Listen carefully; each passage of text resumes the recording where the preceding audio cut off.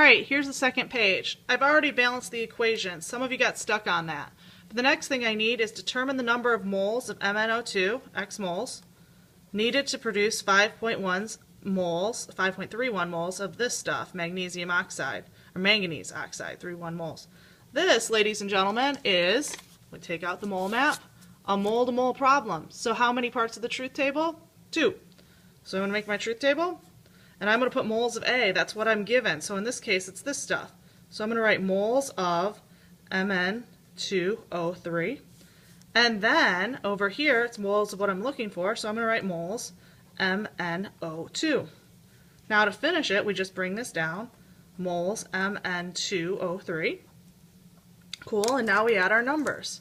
So how many do they give us? 5.31 to start. And then we do the mole ratio since it's mole to mole. Mn2O3, that's a 1 in front of it. There's a 2 over here. So we just take 5.31, and multiply it by 2, and we get 10.62 moles MnO2. Awesome. Circle, you're good to go. All right, last problem. I'm going to move my mole map up here so you can see it. And here's our equation, and I'll rewrite it. H2 plus Cl2 makes 2 HCl. And it says you are given 314 grams of this stuff, hydrogen gas, and you're given 644 grams of chlorine. Determine the mass of HCl and circle the limiting reactant. Guess what? 2 truth tables, and they're all both going to be gram to gram, so they're going to be big.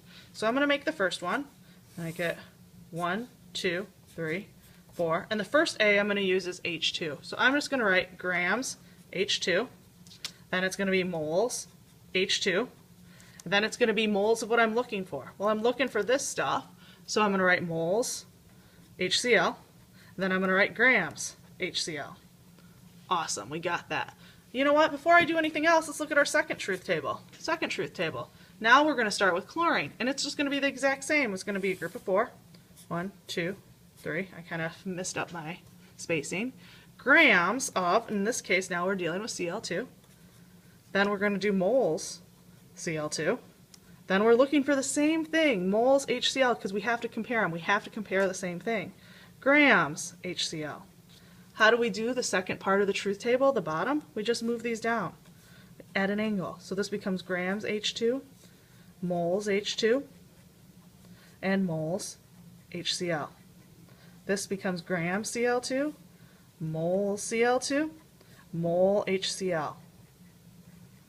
Literally, ladies and gentlemen, now we look for the numbers.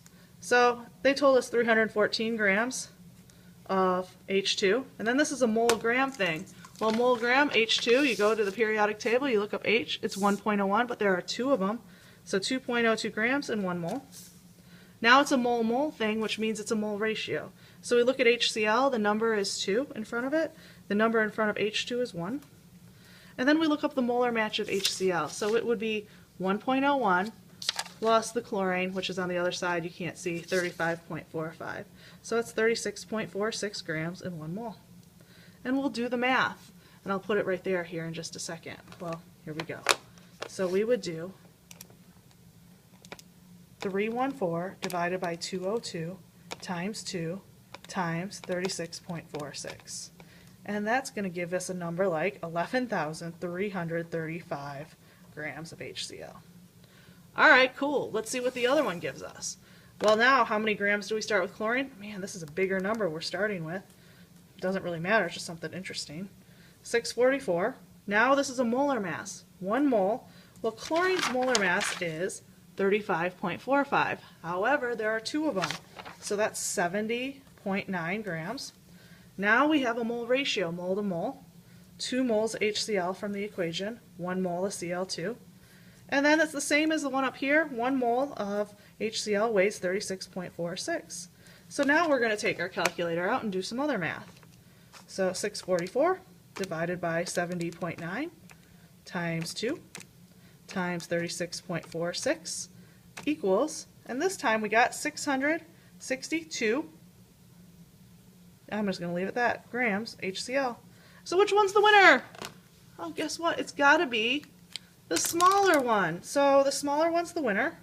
We're going to circle it. If you don't circle it, you don't get all your points. And then it asks for the limiting reactant. That means you start with where you started here. The limiting reactant can either be H2 or Cl2. In this case, because of this, it's Cl2. Limiting reactant. What H2 is excess. So there you go. There's your quiz. Hopefully you can take the makeup quiz on Monday and kick butt and take some names. Bye.